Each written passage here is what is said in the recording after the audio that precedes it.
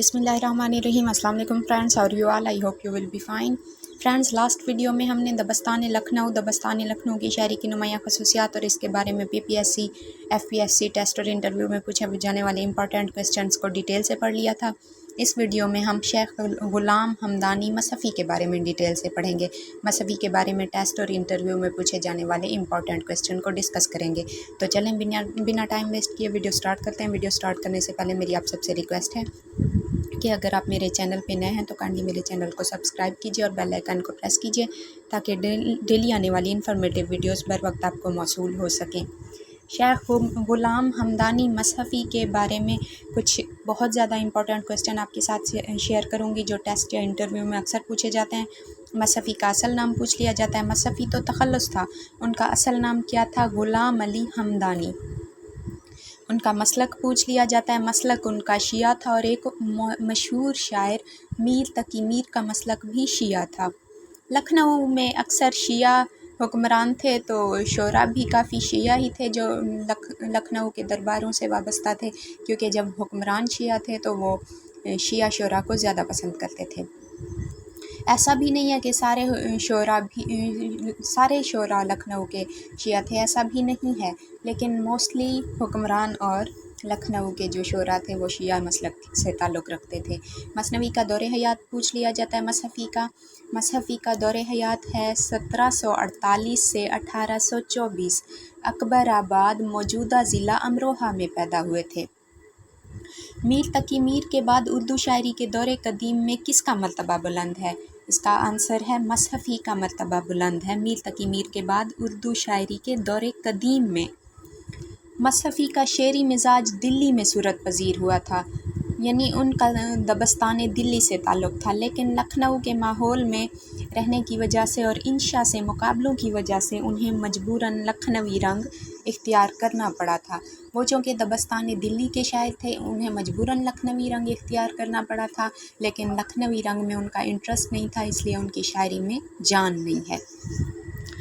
ये क्वेश्चन अक्सर पूछा जाता है कि मसफ़ी किस दौर के सदर माने जाते हैं? मसफ़ी तीसरे शेरी दौर के सदर माने जाते हैं।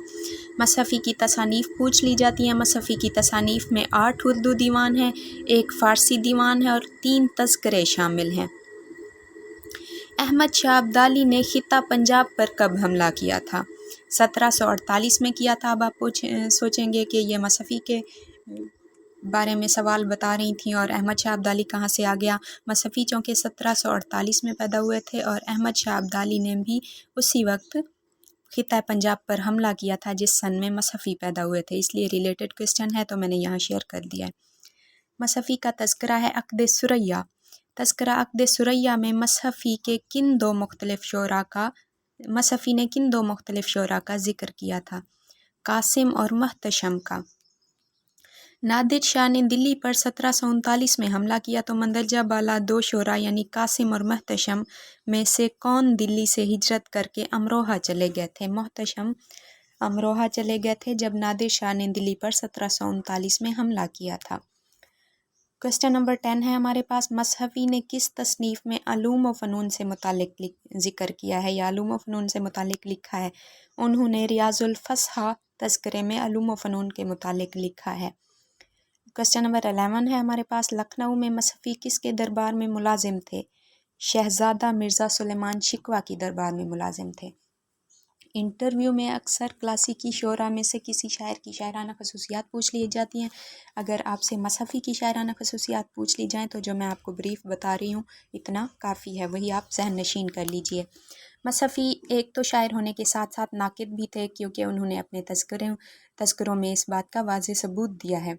मसफ़ी ने ईहाम गोई को नापसंद किया था। ईहाम गोई क्या है? ज़ू मानवियत, यानी ऐसी शायरी करना जिसके 2 मानी निकलते हों और इंसान मखमसे में पड़ जाए कि मानी करीब लिया जाए या मानी बैद लिया जाए। ज़ू मानी की शायरी।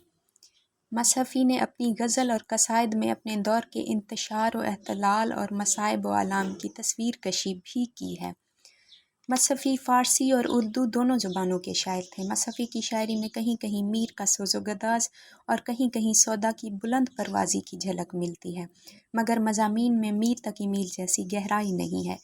دہلی کے انتشار کی وجہ سے مصحفی لکھنؤ گئے مگر وہاں بھی ان کی مالی حالت خراب رہی، جس کی وجہ سے ان کی شاعری میں تلخی پائی جاتی ہے۔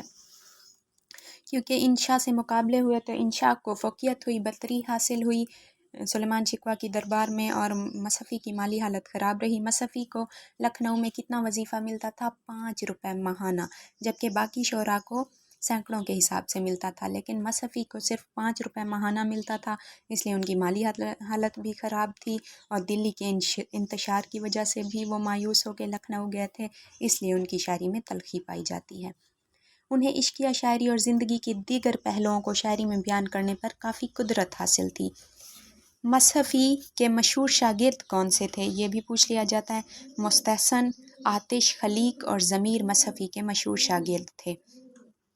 پہلے بھی میں نے بتایا ہے کہ مصحفی استاد تھے، ان کی کثیر شاگرد تھے، جس بات پر انہیں فخر بھی تھا، لیکن مصحفی چونکہ دبستان دلی کے شاعر تھے، اور جب وہ لکھنؤ واپس آئے اور انشا کے مقابلوں کی وجہ سے اور لکھنؤ کے بادشاہوں کی خواہشات اور پسند کی وجہ سے انہوں نے لکھنؤ کی زبان میں شاعری کی، لیکن ان کا انٹرسٹ دبستان دلی سے تھا، اس لیے لکھنؤ کی شاعری مجبوراً کی، اس لیے ان کی شاعری میں جان نہیں ہے۔ جیسا کہ ان کے شعر کی مثال آپ کے سامنے شیئر کروں۔ تیرے کوچے میں اس بہانے ہمیں دن سے رات کرنا، کبھی اس سے بات کرنا، کبھی اس سے بات کرنا۔ یہ تھے مصحفی کے بارے میں بہت زیادہ امپورٹنٹ کویسچن۔ نیکسٹ ویڈیو میں انشاءاللہ خواجہ حیدر علی آتش کے بارے میں امپورٹنٹ کویسچن اور اس کی شاعرانہ خصوصیات کے بارے میں ڈیٹیل کے ساتھ آپ کے ساتھ شیئر کیا جائے گا۔ Thanks for watching. اللہ حافظ۔